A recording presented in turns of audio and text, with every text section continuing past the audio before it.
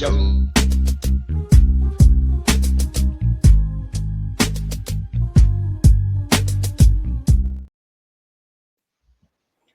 Welcome back to the Fake Stuff Podcast. We're finally back at it again. Got my cousin Ian on with me today. And Ian, it's August. We're 1 month away. We're here, man. We're here. I think we got like 30 some odd days till it kicks off. We got a game tomorrow, dude. I mean, we got the Hall of Fame game between the Panthers and the Cardinals. I mean, football's football, bro. We're back. We're in season, man. We got training camp going full steam. Dude, we better talk about some stuff tonight, man.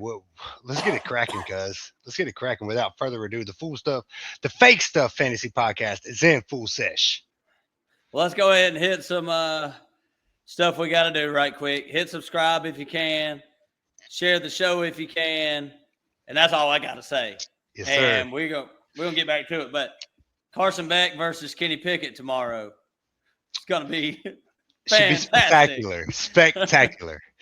Hey, man, but this is stuff you live for. I mean, there's only three preseason games now, so you get that extra preseason game doing this Hall of Fame game, so you get an extra look at those young players, man. These guys are going to be fighting for their job, so the casual football watchers, they're not really going to be paying attention, but I will be. You know, I want to see the next up-and-comings, man. I mean, it depends on how it goes, but at the same time, dude, I mean, it's still football's football, bro. I want to hit some people. I want to see some people hit some people. Mostly players that we're not going to see on NFL rosters, probably going to be playing in this first preseason game. But there might, you can sneak in one or two. There's going to be a couple players that it might be interesting to watch. I kind of expect, I don't want to get too deep into this, but just talking about this one game. One thing to watch in this game, if you're a dynasty manager, so the Cardinals, they got Jeremiah Love, they got Tyler Algier, they got James Conner, they got Trey Benson. I expect the Cardinals to show out Trey Benson maybe for a trade offer later before the season starts. They're not going to keep 4 running backs, I don't think, on this team. So if I was them, showcase Trey Benson. Maybe you can get a trade offer for him. So keep an eye on Trey Benson in this preseason for the Cardinals. And Jonathan Brooks, he's not going to play tomorrow, but keep an eye on how the Panthers are going to use Jonathan Brooks this preseason. But kind of other than that, I don't see a lot. Before you move on, you don't think they're going to play Jeremiah Love at all? Not in this game. Not the Hall of Fame game. You don't think they're going to want to know like what he looks like? No, they're not going to play him in the Hall of Fame game. It's too big of a risk. I think they have already said they're not going to play him. Oh, really? Yeah. Okay. You remember when Josh Jacobs played in the Hall of Fame game? He got hurt. Yeah. That's right. And that's the thing about these preseason games, man. That's why I try to get rid of them, but it's tough for coaches because they need to know. They need to know what you can do, man. So without further ado, man, what we got for today? Okay, we got an interesting topic today. I don't think a lot of podcasts are doing what we're doing tonight. We're going to break down. We're going to give y'all some really good stats, and we're going to talk about what the best draft strategy is from the top of the draft. So we're talking 1 through 4. We did a couple mock drafts before the episode, and we did different strategies in each one. So sleeper. Yeah. If you've been playing long enough, you can go 0 RB, hero RB, early quarterback, early tight end, RB heavy, wide receiver heavy, blah, blah, blah. There's all kind of different strategies, but we gave about 4 different strategies drafting from the 1 to 4 spot, picking certain players. And what we tried to do, if you look at our screen later, we're going to put on the mock drafts that we did so you can actually see our teams. But I tried not to pick players that I didn't think would actually be there because the ADP tells a story. But when you talk to, know your league when you're playing, when you talk to your friends, like Igbuka and Zay Flowers were going in the late 4th in some of these mocks. And I'm like, Derrick Henry's not making it to the end of the second. Like, nah, we know what's up. So if you see the mocks, if you're watching on YouTube, just don't tell us we're stupid for not taking the players because obviously there's some players that I would take in those positions, but I'm trying to play it like this is what I actually expect to happen in most home leagues and for the ADPs before your draft. As the kids these days say, IRL, as in real life. And in real life. Well, Ian, we know for a fact like I said, we're going to give an overview of how last year went compared to previous years, Right. just to kind of see where running backs stand, wide receivers stand, and what their performance was based on history. So, a couple things we wanted to do is, and I'm gonna pass it to you. We're going to look at the passing yards per game last year compared to what they have been in previous years, because we all know receivers kind of had a down year last year. So, Yeah, man. And so the reason this got brought up is because a lot of these defenses nowadays are playing this two shell high defense, right? And so yeah. me and Austin were trying to figure out if that has been a considerable has made a considerable decline in receiving yards or passing yards.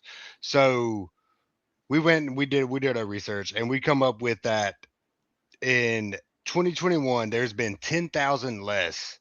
There was 10,000 less, or sorry, 2021 there was 10,000 more receiving yards than in 2025.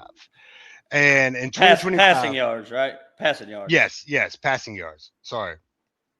And so in 2025 there was only 209, and in 2021 or in 2024 through 2022 there was an average of like 218 yards. So it's a Per little game. bit per game. So it's been a little bit less, but I don't know that it's made that much of a significant impact as you might think it would, but we're gonna figure it out. We're gonna go through the stats and we're gonna try to see what you guys think, and we're gonna get our deliberation as experts in this thing, and try to figure out if drafting wide receivers early is a good thing, or maybe you should go running backs because running backs are scoring more points throughout the year now. And this thing changes all the time. But in the last 10 years, there's some pretty wild stats, man. And so we're gonna go through those and try to give you guys, a a little cheat sheet into, you know, fantasy history and fantasy averages, and just give you a little bit more of a leg up on your idiot league mates, man, and try to do a little bit more research that you guys don't got to do. Yeah. Yeah. Perfectly put. So, pretty much the summary of what you said last year was just a terrible year for passing around the league compared to it's the lowest it's been in the past 6 years. As far as yards per game went at 209, there wasn't a whole lot of. You had your Staffords who put up big years, Jared Goff as far as passing yards went, and that's going to affect the receivers pretty drastically compared to their historical averages. So Right. as far as like going to receivers, um, they averaged in the past 10 years, they're averaging around 13.4. The top 12 receivers in your league, so wide receiver ones, their average is about 13, and half PPR is about 13.4 fantasy points per game. And running backs over the past 10 years is 13.8 fantasy points per game. So Yeah. pretty similar other than Very last year. similar. Right. Running backs jumped up to 16.8 points per game, while receivers just were at 14.1. Yeah. So there was a big difference last year. And what we're trying to figure out is if that is going to be replicable for running backs to keep outscoring receivers like this, or if it was just kind of a 1 year outlier type thing and things are going to reverse in the NFL. What's your take? What's your actual opinion on that, Ian? My opinion is that it is. I mean, I think it's going to keep going up. I think the running backs are going to keep performing better because of that two shell high, man. I mean, I feel like they're putting a lock on these receivers. It's better to give up these running back yards than those over the top yards, man. I think it's going to keep going up until offenses adjust, adapt, and overcome. I mean, this is how the NFL works. You got Yeah. you got the offense is doing this, defenses adjust. The offense has to adjust to that defense, and it's a vicious cycle that never ends. And so right now, I mean, running backs are getting paid more. Running backs are more essential. When it contributes to fantasy, I think directly. I think it directly contributes to the fantasy football life, and in the sense of these running backs are being utilized more, and there's not as many committee backs. There are some that work very well, but there's a lot more bell cow backs, as you would say, to It choose seems like from. it. It does seem Yeah. like it, and it seems like there's a lot of them that are very relevant, and there's always a bunch of relevant receivers, but you're going to have more receivers on the field at all times than you are going to have running backs. So hitting Yeah. on your running backs is key. Whether you take them early or late, I mean, you still got to hit, and you got to have those guys figured out. So we're gonna try to figure it out, and we got a couple mock drafts going through different things that you know different scenarios that might be relevant to your drafts, man. And I don't know. Let's get Yeah, into it. that was perfectly put. I did want to back up what you said about running backs going early. This year, there's 12 running backs going in the first two rounds per ADP. Right now, there might be more, might be less, depending on how your league drafts and if you're playing in full PPR or half. But Right. so there was 12 this year. There was 9 last year, 7 and 8 the year before. So people are spending up on running backs more this year based on what their performance last year. But one more other stat I had to do about receivers that I thought was interesting was the fact that wide receiver twos last year, their performance was way down. So Tank. in the past 10 years, wide receiver 13 through 24 averaged 7.6 fantasy points per game last year. That's the least amount that they have averaged in 10 years. And that's as far back as we went. It may be more than 10 years. But Yeah. in the last 10 years, the mid-range wide receivers were the most disappointing draft picks in your draft last year. You had guys like Cortland Sutton finishing at like number 11, Zay Flowers finishing at like number 8, and you could just tell the scoring was completely down for them wide receiver twos last year compared to running backs. So Yeah. that's an interesting thing that Yeah. I seen. Going off of that point, if you don't mind, if I interject, going off of that point, because somebody who drafts running backs early, you want to find those wide receiver twos with wide receiver one upside, right? Because you're not going to Mhm. get your Amon Raj, your Nico Collins, your even Devontae Adams. They're gone if you're going running back heavy. So you're trying to find those wide receiver twos like your T Higgins, your Jameson Williams, your Cortland Suttons of the world. And so according to this stat, that that is not really working right now. So it's honestly even before we did this research, I've adapted the mindset that I really need to take a receiver in the first two, at latest 3 rounds, man, because it's Yeah. hard to find those wide receiver twos that are really bolstering up to that wide receiver one.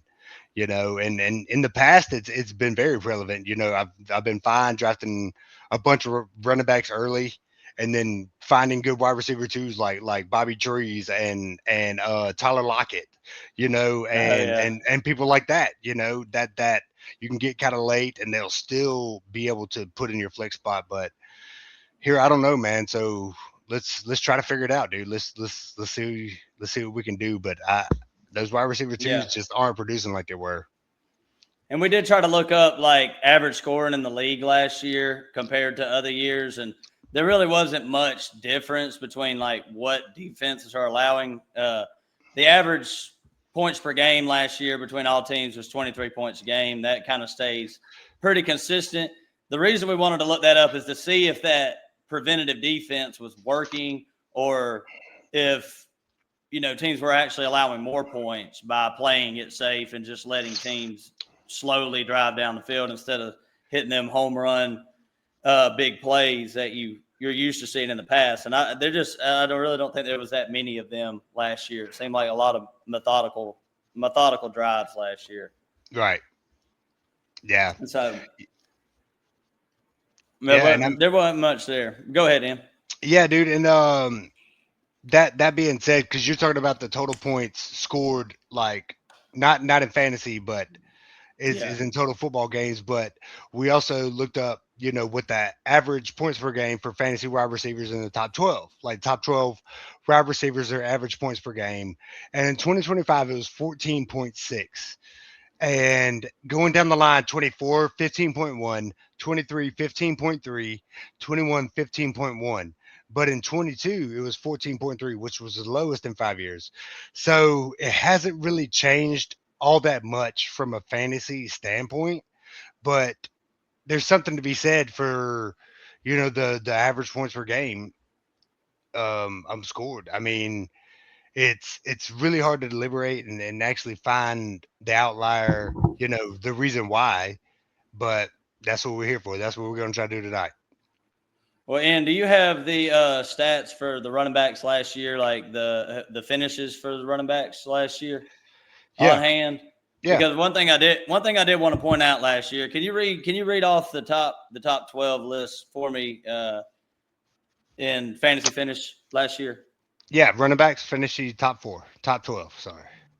So you got McCaffrey number one, Jonathan Taylor two, Bijan Robinson, Jameer Gibbs, Devon Achane come in at number five.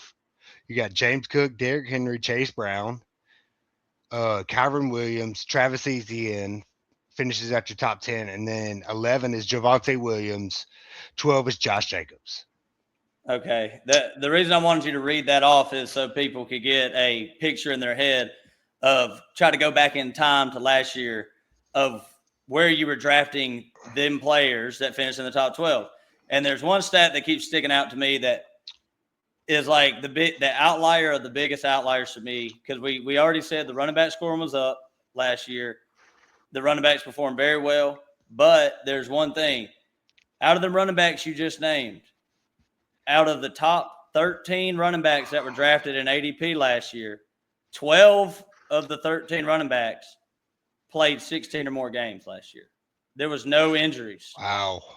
That's There was huge. hardly any. I think Bucky Irvin was the only player that was drafted like first, second round last year that got hurt and ruined your team. But we've been playing long That's enough where huge. we know that's Why do you not think that common. is? Why do you think that is? Why do you think there was less injuries last year among running backs?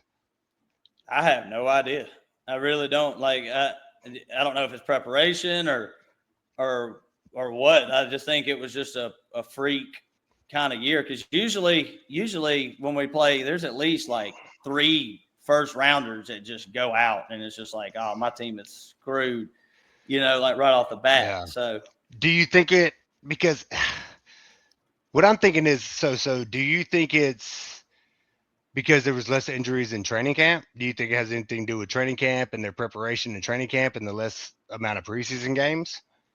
that could have a I mean, that could be a reason. The preseason games for sure. I think they're not pushing them quite as hard in training camp and preseason, trying to keep your superstars healthy.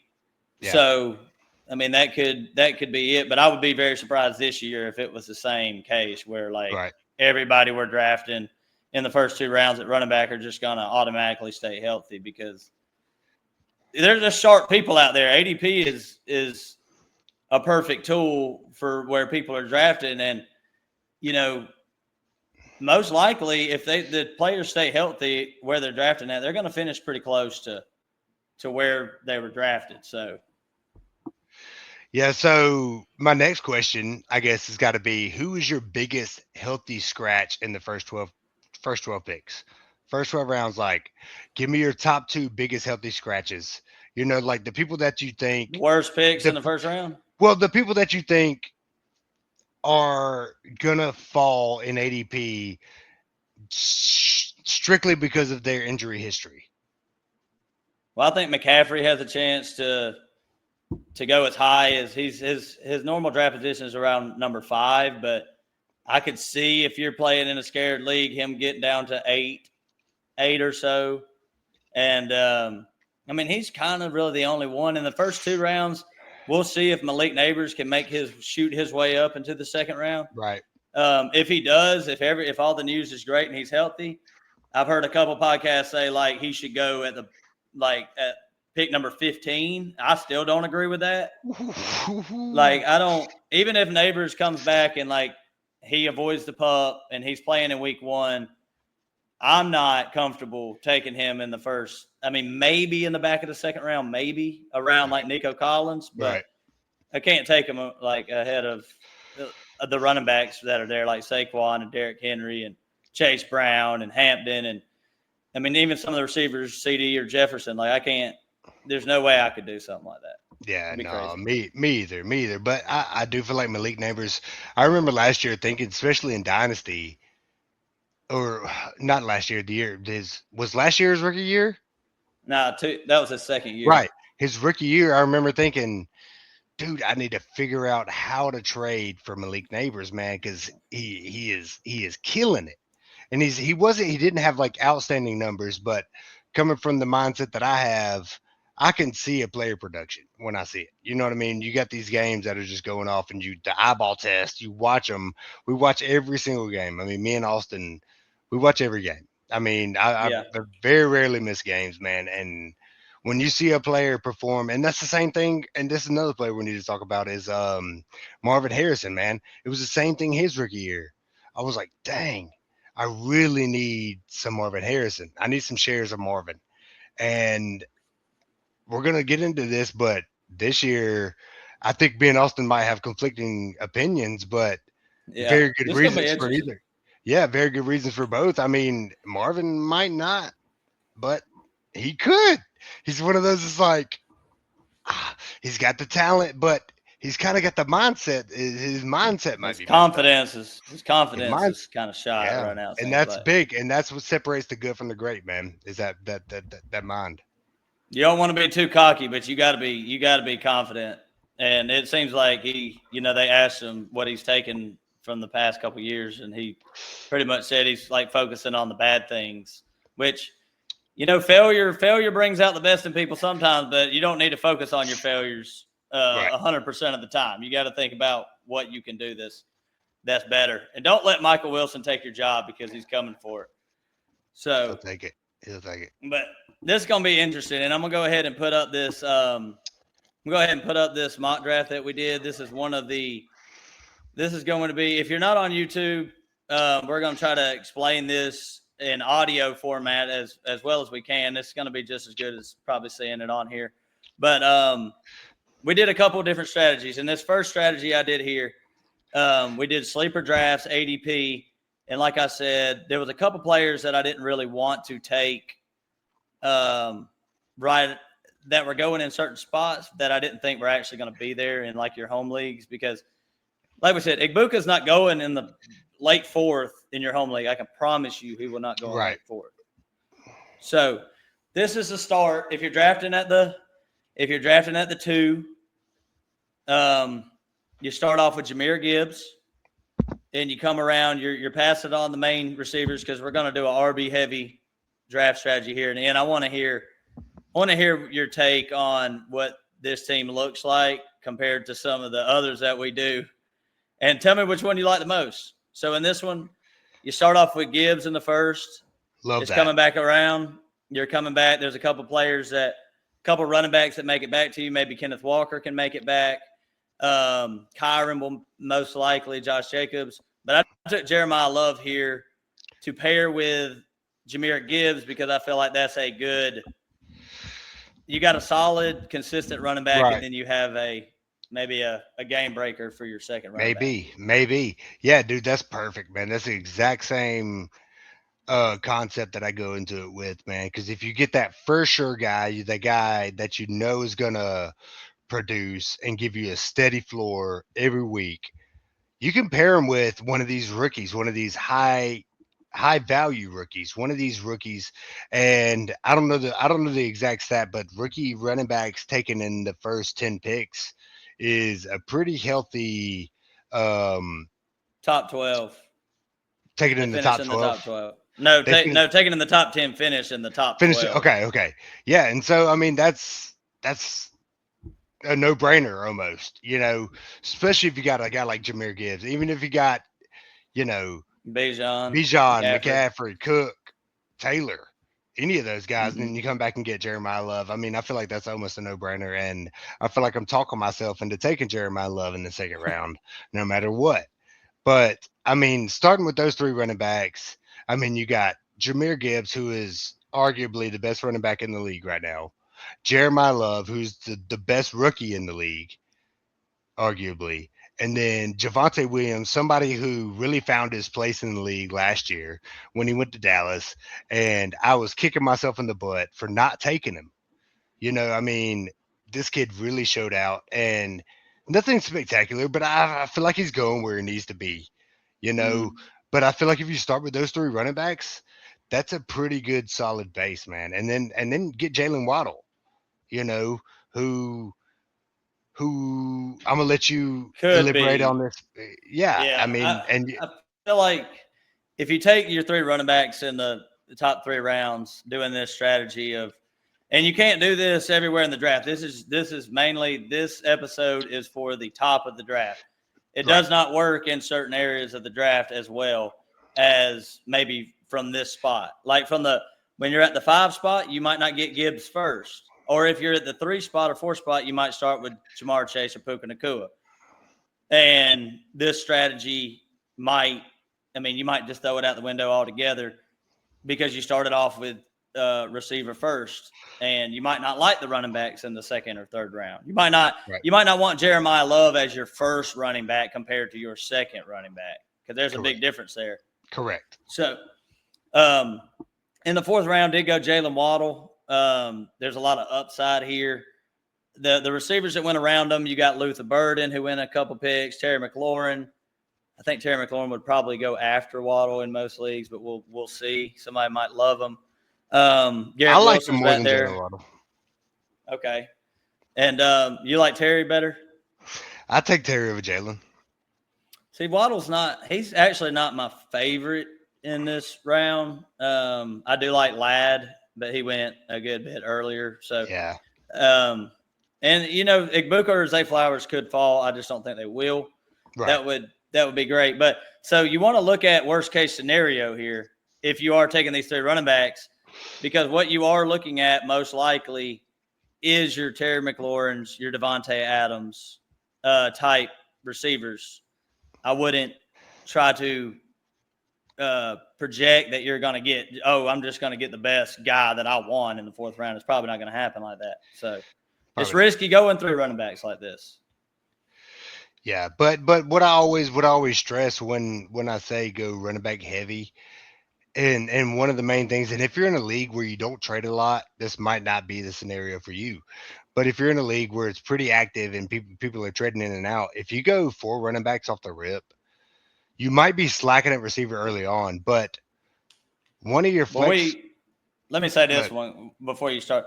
We play in a league with 2 flex spots, so it does make sense to go 4 running backs in a row. right, There's a yeah, lot of leagues that play 1 flex spot, and then that would make less sense to draft a bench player over a starting receiver. But go on. I just wanted to preface that, yeah. That I'm glad before you you go. did. Yeah, yeah. So if you're in a double flex league, I think taking 4 running backs in the past has been a pretty good strategy if you're in an active league where you can trade, because running backs have way more value at week 3, week 4, week 5 than receivers will, because running backs are going to go down. They are.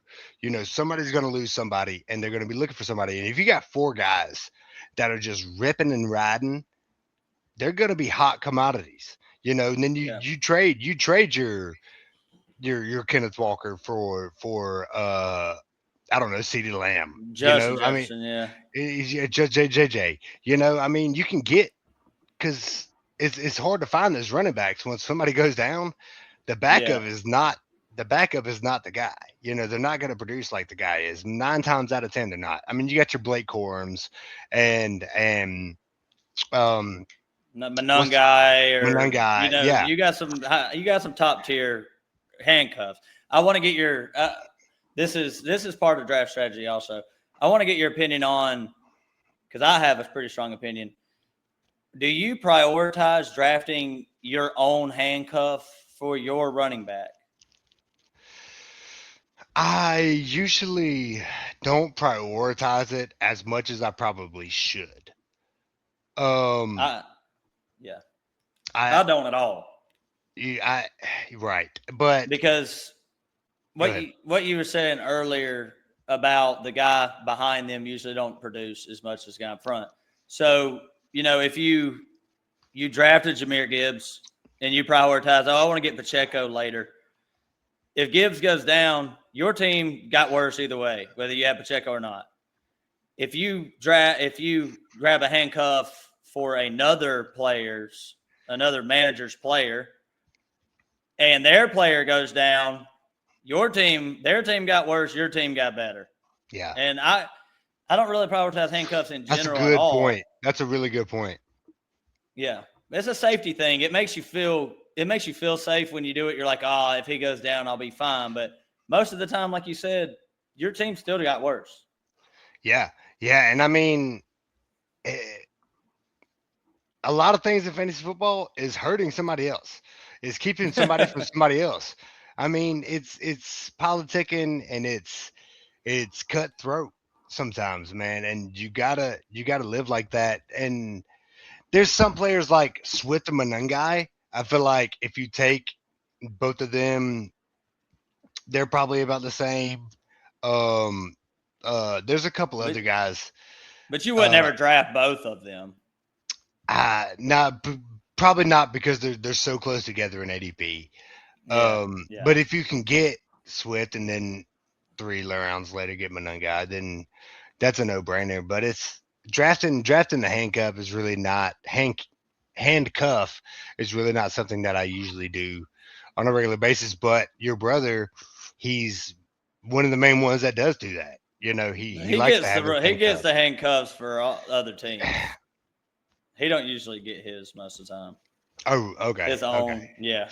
yeah. And his handcuffs always the starting running back always goes down when Brad has the backup. That's just how it works. Seemingly always. 10 times out of 10. Yeah. Hating on Brad. But let's get back to the draft here. So started off Gibbs, Jeremiah Love, Javonte Williams, 3 solid running backs.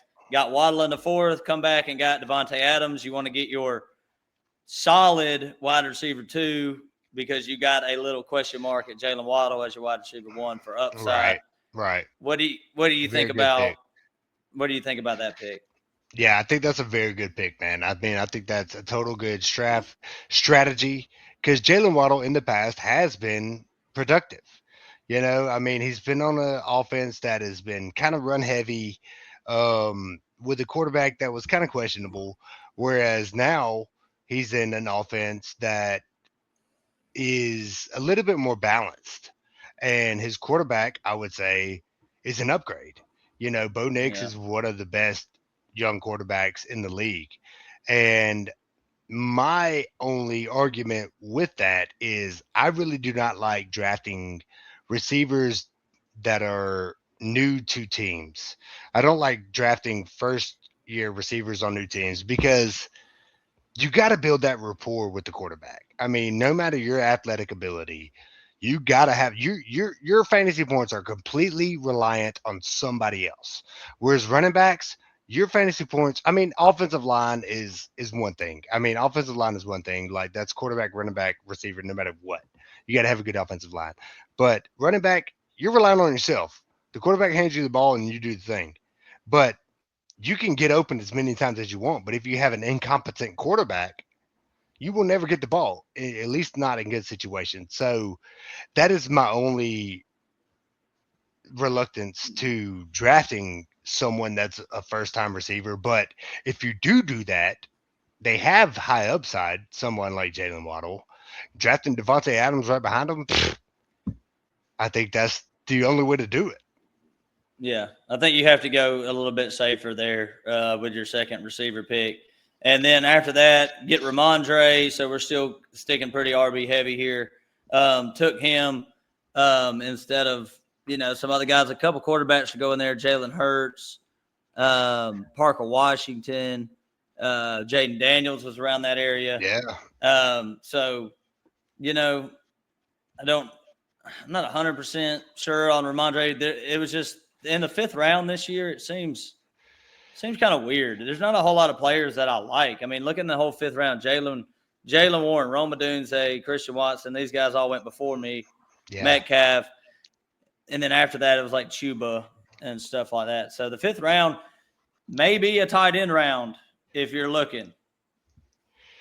Could be 5th and 6th. speaking of tight ends, dude, let's move on to the next draft, dude, because we did a draft together that kind of featured taking tight ends and quarterbacks early, and we wanted to kind of see where, if you do that, where your team would end up.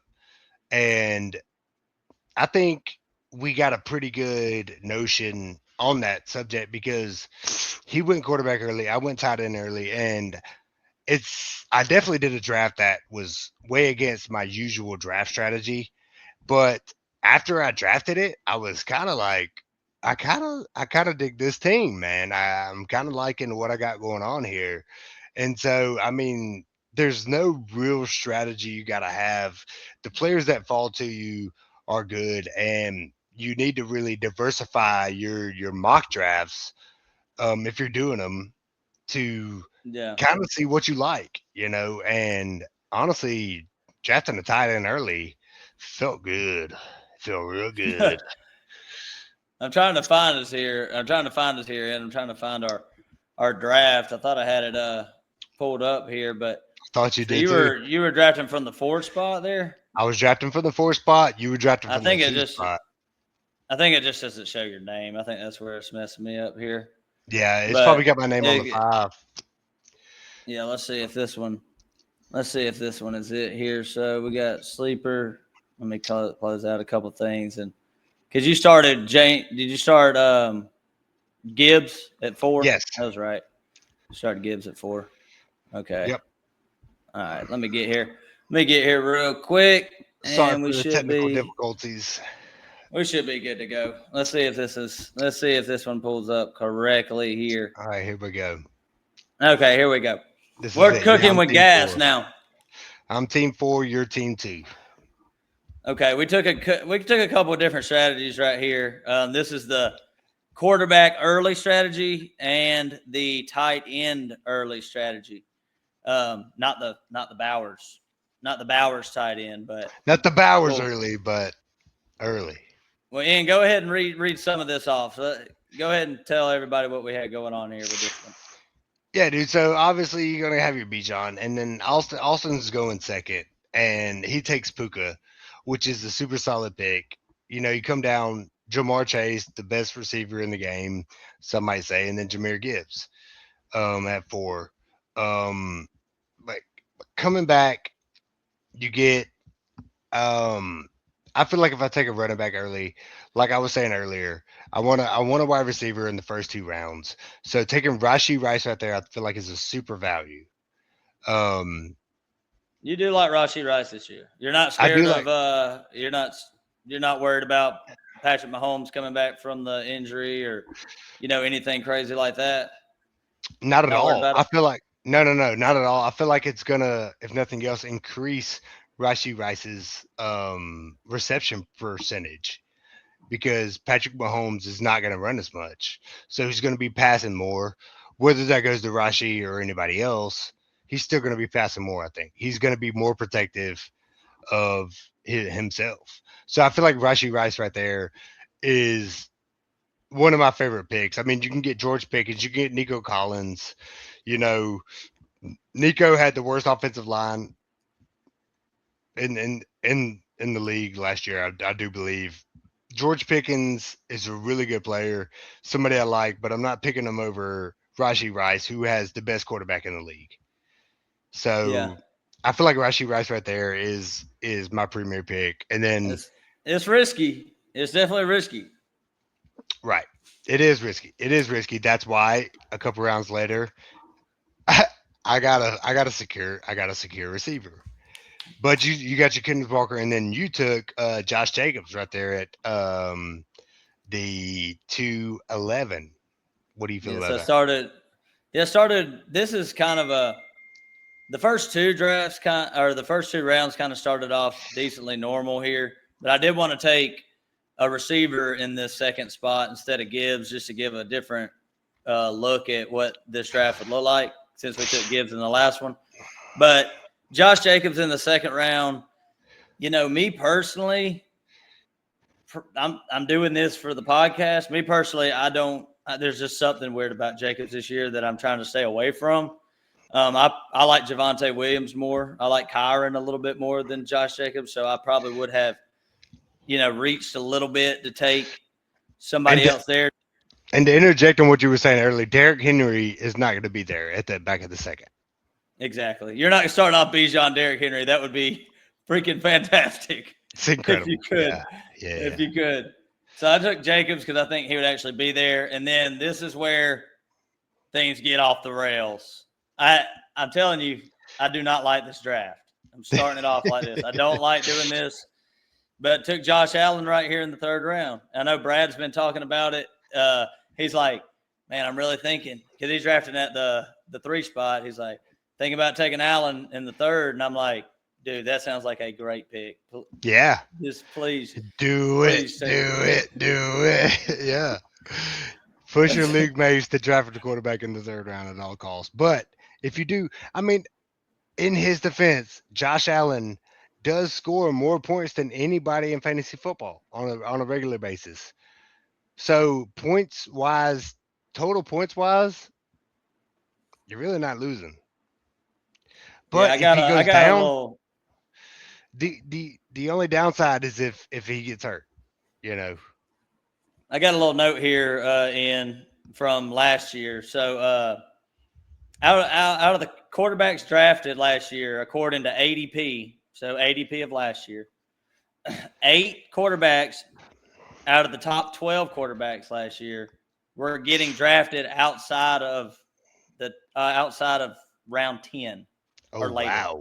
Wow. So them guys were like Drake May, Caleb Williams, Trevor Lawrence, Matthew Stafford, Jared Goff, Bo Nix, Herbert. What? Okay. Ballers. So it's not like that every year. I mean, Jaden got hurt last year. Lamar got hurt last year. Burrow got hurt last year.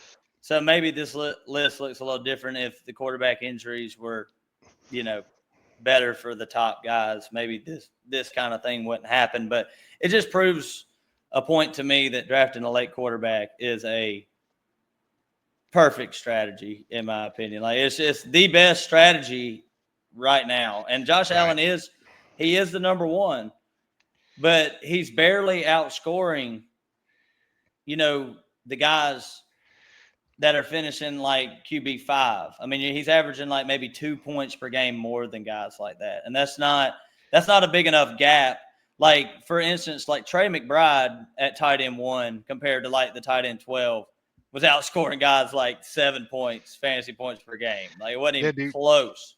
For instance, Josh Allen had 427 points taken in probably the top 3 rounds. The next quarterback behind him was Drake May, and he finished with 424 points. And you got May where? You got 10, 12, 13, 14. Yeah. I mean, it's like it's a for sure you're going to get those points, but the fall off really isn't that great. Unless you pick a bad one. You can pick a bad one. Like you could have went in last year and picked, I mean, I hope not, like a Bryce Young. I don't think anybody's drafting him. But trying to think of a decent example of a quarterback. Sam Darnold. Early. Sam Darnold Yeah, didn't Sam do Darnold great. had pretty good. You could have drafted Jordan Love late. Okay. He kind of sucked last year. And if you drafted Jordan Love instead of Trevor Lawrence or Drake May, then you were probably struggling at quarterback. But that's a risk that I'm willing to take because there is still a lot of quarterbacks on free agency that you can stream week in and week out. But not trying to deter completely from this kind of draft strategy, but took Josh Allen in the 3rd, Ladd McConkey in the 4th. So my receivers are Puka Nacua, Ladd McConkey. My running backs are going to be Josh Jacobs, Tootin, and Monangai. And if you take a quarterback early, you're going to be hurting somewhere. And I feel like I'm hurting. Yeah.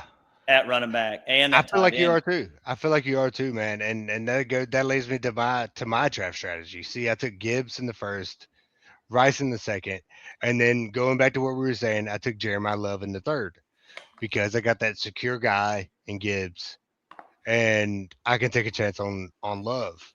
And then I come back and get who I believe is going to be the top earning tight end in the league this year, Colston Loveland. And I feel really good about these first 4 picks, man. And then come back in the fourth and get Devontae Adams to secure that wide receiver spot, to have a very secure player, somebody who has a very high floor and a very, close ceiling. I mean that's a player that you really can't go wrong with, barring injury. But we don't do any of this regarding injuries. And but then I'm looking at Jalen Warren and Tony Pollard, which they're both starting running backs on two teams that score points. So you That you score some points. so They get in the end zone every now and again. they score points. I mean, it's not very. I'm not very happy about it, but they're starting running backs on NFL teams, and Well, Jalen Warren. Rico, Yeah, I mean it's iffy, man. There's committees in there and stuff, and I really do not like to get into this phase of running backs. But if you do, there's obviously something trying to kill my cousin, uh, and he had to kill it first because that's what Americans do. Um, but house if you do, fire. if you find yourself in this round, I mean, go for the guys that are getting the most reps and Go for running backs that are in backfields that are kind of nebulous backfields where you don't yeah, really know who the starter is. And there's a couple examples of that, like the Broncos. You got J.K. Dobbins, R.J. Harvey. We don't really know. It could be Dobbins could be like the guy and be a uh, great running back for him. The Panthers are one of them. Chuba Hubbard and Jonathan Brooks. Maybe one of them can take over. Chuba's already lost his job once last year. He could they might lose his job again this year. So yeah. those Very are. likely. It's very likely. But I don't think looking at your draft, it's okay. Um, like you say, your receivers, I auto drafted Rice, Matt Adams. Stafford, who was the Yeah, number one quarterback in 2025 in the 11th round. yeah, he's been going that late. That's a steal deal. There's a lot of quarterbacks in the like ninth and 10th that I love, like Bo Nix and Matthew Stafford, Jared Goff, Brock Purdy. Yeah, there's a lot of And that's about where it a lot ends. of That's quarterbacks. about where it ends. Like you get those three. I mean, Jordan Love, like, uh, but there's a group of like five. There's a group of like five quarterbacks if you can get in the 10th round and later and be very secure with it. If not, you go with the streaming quarterback option. And we know a guy who's won a championship streaming quarterbacks because there's Well, always somebody who nobody knows about that ends up doing good. There's always. And if you get that guy before everybody else, you can make it. But it's a very risky strategy. yes, I've seen Noah win championships with Sam Howell and Joe Flacco before, so it is definitely possible.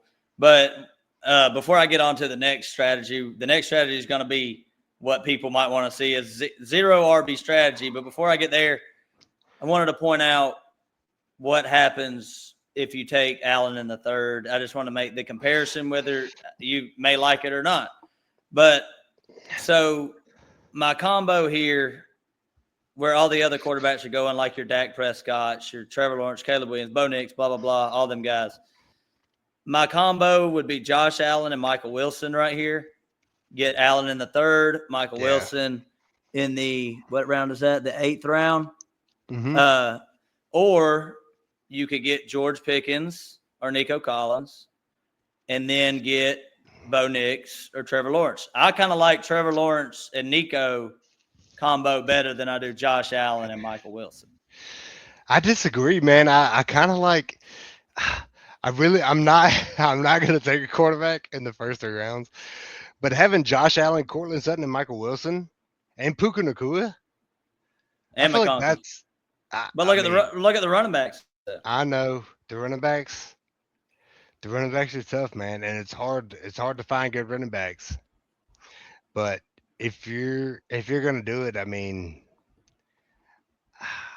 The I'm, biggest it looks good. It looks good from a receiver standpoint. And I mean, receivers do score a lot of points, but it's so hard to hit on those. Where it is running backs, it's kind of a more even kill. Um, I don't know. Getting running backs early is the the points the running backs You're produce. trying. Yes, the points the You're running backs trying. produce at that early stage is not as much of a difference as early round receivers and late round receivers. Those early round receivers score way more points than the late round receivers, and there are a few in there that can produce at Like wide Michael receiver Wilson one. But going last back year. to what we said earlier, wide receiver twos have only been scoring about half of the points that wide receiver ones have been scoring. So That's a good way to put it. getting getting an early round receiver is key. But missing out on running backs is a no go. And if you're new to fantasy, I would say fantasy drafts in a 12-team league. This is all 12-team half PPR. I would say the biggest no-no of all time when you're drafting is taking a early, like, second round tight end and a third round quarterback. You don't want to take two onesies um, right off the bat like that. I mean, there's probably occasions where it has worked. I mean, if you had Trey McBride and Josh Allen last year, I'm sure you were okay.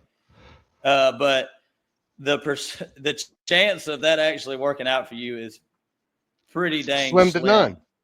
slim. Slim to Slim to none. none. So I don't want that's to be my a party biggest pooper, no. but Yeah, we don't draft two onesies in the top 3 rounds. nah.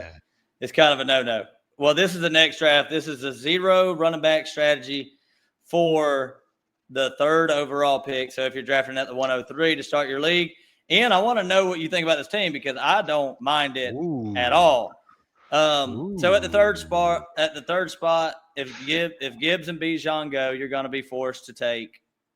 You're not going to be forced, but you're probably going to want to take Jamar Chase or Puka, and unless you feel really great about McCaffrey or Taylor. But in this case, took Jamar Chase, and in a 0 running back strategy, this is how the strategy works. You want to be the best in your league at wide receiver. You want to have a stud tight end, so you had the leg up on the other teams, and you want to make sure you have one of the better quarterbacks in the league also. I mean, you got you know what your weak spot is. Your weak spot is going to be running back but your great spots are going to be everywhere else. So right here, I went Jamar Chase in the first round. Come back, got Brock Bowers, who I think is going to have an absolute ball. He's going to ball out this balling. That's a damn good dog. Damn good dog. And then in the 3rd round went Chris Olave, and then I took a massive shot on Luther Burden in the 4th round. Yeah. If these receivers hit, if Luther Burden can hit, I think Olave is going to be safe enough. Jamar Chase is going to could be a league winner, and Luther Burden, you never know, could be a breakout. And then I got the stack with Burrow and Chase in the 5th round. Yeah. So there's your league winning upside right there with Chase and Burrow and Brock Bowers. If you do that, so that's the first 5 rounds. And what do you think about this strategy? Like rank it compared to what we've done so far. So we've done like 3 or 4 different strategies. Where would you place this one? Well, so usually when you take running backs this late, it's easy to miss on running backs. But the 2 guys you took in the 9th and 10th round are long, they could be big. They could be big. That's what you got to do with 0 RB. You got to take these guys and, like we said, like backfields that we don't know who the actual starter is, and then when you hit, you might not even be that bad off at running back. And then you're surefire with your bird. Tell them who I picked there for the audio. Yeah. Okay. So like he was saying, he got Jamar Chase, Bowers, Olave, Burden. In the 5th round, grabbed Burrow, and then started with Jaylen Warren and J.K. Dobbins as his running backs. Those 2 running backs, I'm okay with. I mean, Denver is a very good team. I mean, they made it to the AFC playoffs last year. Um, and Jalen Warren is on a really good team as well. Uh, Really they good they're team. they're very run heavy, a very run heavy team that A likes to run pass, the ball. and they like to. Rogers likes to throw the ball to the running backs. Ask Kenneth Gainwell. Yes, and but in the ninth and 10th round, getting somebody like Ja'Cory Krusky Merritt and Jordan Mason, I think is a very very safe pick for those late rounds, man. And you've already secured your quarterback early on, and Jordan Mason. I mean, nobody's talking about the Minnesota running backs. I mean, one of those guys. You got Jordan Mason, you got Aaron Jones, and Jordan Mason, I think, is the clear number one running back right now. So you're getting a starting running back on an NFL team. Krosky Merritt, I don't believe has really any competition You don't in think that back. Rashad? Do you think it's going to be Bill or do you think it's going to be White? It's going to be Bill. I agree. I think White will I play his normal third down yeah, pass protection, catching passes out of the backfield. Think about Rashad White too, or just the Commanders in general. Jaden Daniels is at the bottom half of the league.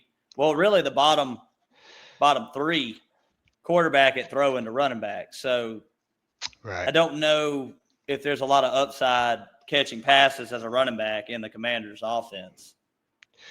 No, I agree. I agree, and that's huge in fantasy football.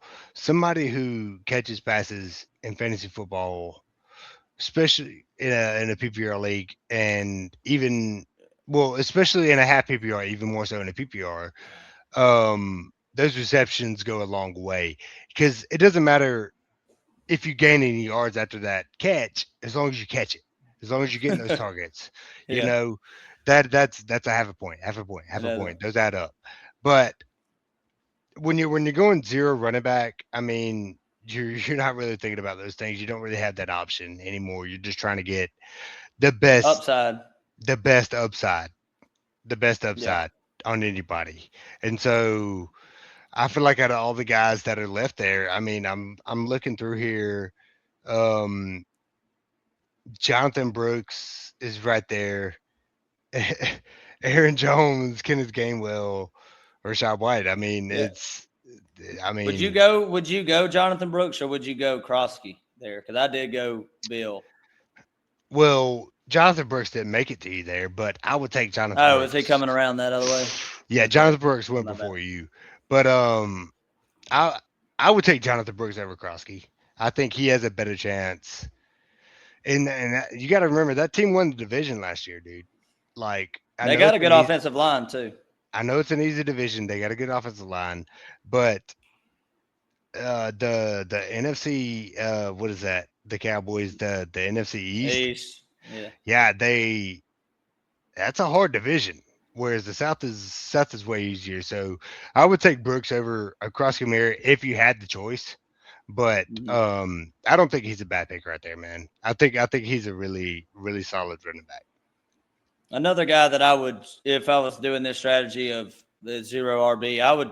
He didn't make it. I wanted to. I couldn't take Blake Corum around earlier. It's just been too much of a reach. But you talk about if Kyron goes down, Blake Corum ends up being a top 12 running back right away. I feel like so.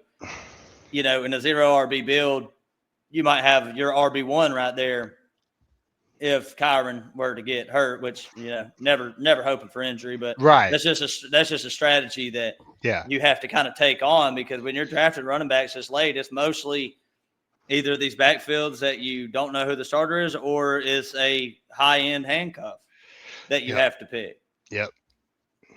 There's no, it's all committee. It's all committee Yeah. stuff right here. Yeah. When you get to that back end, it's all committee stuff, man. And you're just hoping for a dream. But like you said earlier on, you're set up with Jamar Chase, Brock Bowers, Joe Burrow. I mean, you got Chris Olave, who is an underrated person coming out of that Ohio State receiving class. I mean, you got JSN. They all got contracts. I mean, he's just due for a great season, and I think this is one of them. Luther Burden, great quarterback, iffy on his production, but you're taking a chance. But you got your security with your Jamar Chase and even Olave. So wide receivers can score a lot of points, but it's hard if one of your running backs go down. It's tough. I mean, you could trade Jamar Chase for a couple guys, but do you want to? I mean, are you going to win your league if you do that? Yeah. So it's risky, but at the same time, if it hits, you're golden. Matthew Golden, Green Bay And Packers. and this is actually I'm drafting from the 5 spot this season in Yahoo, and a lot of times what I'm looking at in the second round, because Brad's drafted before me, so he drafts McCaffrey every time. So Right. that means that Puka or Chase usually makes it to me. So I usually take one of them guys, and when it comes back around, if that tier of running backs is wiped out, your Kenneth Walker, your Genty, Chase Brown, Achane, Barkley, Hampton, them Yeah. guys, if they don't make it to me, and I'm looking at, okay, it's either Jacobs, Kyron, Javante, or maybe an A.J. Brown there, a lot of times I do start off 2 receivers right off the bat.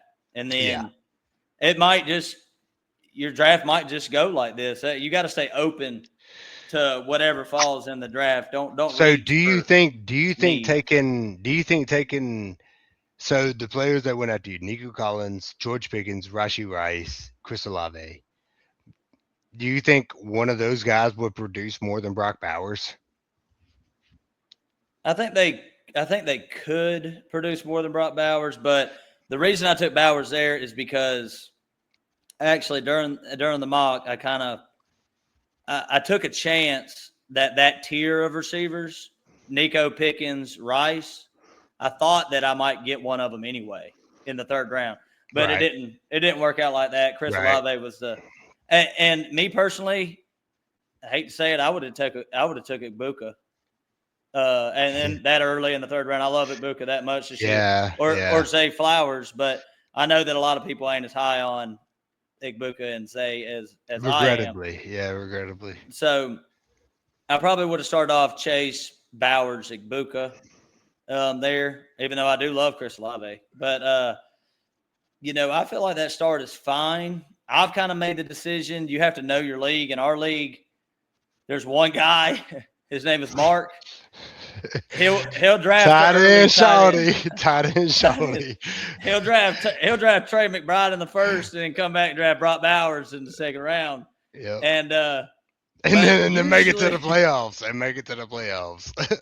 Yeah. Usually in our league, tight ends you kind of fall a little bit further. So in our league, I would have probably took the chance. I've made my decision drafting at the 5 spot. It's probably not going to happen, but it's like if it does work, I'm super happy. I've made the decision. I'm not taking Bowers in the 2nd, but if he makes it back, it's an automatic selection in the 3rd. Bang. So taking Bowers in the 2nd, I don't think it's a bad pick where he went right here. Yeah, because I mean, if you rank Bowers, McBride, or Colston Loveland up against your wide receiver ones that are going, I think Bowers is way ahead of all of them this year. I do too. I think the 3, especially Loveland. I mean, all 3 of them. I mean, there's. I like Tyler Warren. Who's the number one? Who's the number 1 wide receiver in Las Vegas? Who? Name. Well, my argument. Who? Yeah, it's Brock Bowers. No, but who is the number 1 wide receiver? Not tight end. Probably Jalen Naylor or Trey Who is Tucker. that? Who is that? Exactly. That's what I'm saying. Here's what I want to say about Bowers, because I don't usually really like tight ends that much, but this year there seems to be like everything is falling in place for Bowers. You don't have much competition at receiver. You got Clint Kubiak coming over from Seattle, who gave JSN a 37% target share, the most in NFL history. And that just proves to me, I know Bowers plays a different position than JSN. That just proves to me he knows how to get the best player on the team the ball. He knows how to put the ball in the hands of the person who's going to catch it. And then you get And then you got Kirk Cousins over there. He gave Kyle Pitts a 50-point week last year at tight end. Kirk Cousins is at the age now where everything is dumped off to the tight ends and the running backs. Yeah. He's not really – he's like a Tua Tagovailoa. He's not taking crazy chances. If you're open, he's going to hit you. But if not, he's dumping it. He's playing it safe, but he's also trying to get yards. He's not going to throw it away like Caleb Williams or Trevor Lawrence might. You know, he's going to find somebody. Yeah, short and all. Yeah. So I just think there's a perfect setup for Bowers this year. I mean, when I look at and there's a couple more. You put Loveland in there. I like Tyler Warren just as much as Loveland, but I could see the upside with Loveland being very high. But Ian, which one of these drafts was your favorite? Man, I think the from the top of the draft, 1 to 4. Honestly, I think the one you took, the running backs. Yeah. I think Gibbs I and think then that's Jeremiah Love and Kyron. Yeah, because you got some good receivers to back it up. I honestly think that was my favorite. Yeah, I tend to agree with you. I would say the no RB strategy was probably my second favorite draft with here, because you just kind of go with what's left. You're just picking value, and it seems like, you know, wide receivers have some decent value this year. But Ian, we're gonna go ahead and wrap it up, man. I really enjoyed doing this. And the next episode, we're probably gonna try to come back and do something from the middle of the draft, you know, from picks 5 to 8, 5 to 7 ish, and see what that looks like, because this means a lot to your drafts. Yeah, gotta have different options. Dude. Yeah, man. No, it's been a pleasure, dude. I always love coming on here and talking fantasy football, dude. And it's getting in there. What I say, 35 days, 34, 33, into 30s. We're about to have football. We got a football game tomorrow, dog. Like, yeah. I'm so excited, and I cannot wait to whoop up on you, motherfuckers. And sorry I said the F word, but it was necessary, dude. We did good. I don't know if we cussed this episode until then. So I was trying not to. That's a first for you. I know that was hard. Well, Ian, not easy. We're right there. We got our drafts Labor Day weekend, both of our redrafts, and we're gonna be hitting up a lot of mocks. And I'm telling you, doing this podcast last couple of years has really helped out with me kicking y'all's ass every year. I mean, I did. All this research comes in. You ain't won shit. You ain't won shit, dude. I won 2 leagues last year. All right, whatever. You talk when you win, man. We'll have you on, and I'll put a whole episode aside for you to brag. Or do whatever you want. And I will. I'll brag you all season long, as you should be doing right now. That's You're right. missing your opportunity. That is right. Well, like Ian said, football tomorrow, preseason is about to get underway. Training camp. Pay attention to the news. We're not going to be here for the news. There's all kind of stuff out there that's going to drop all the news stuff.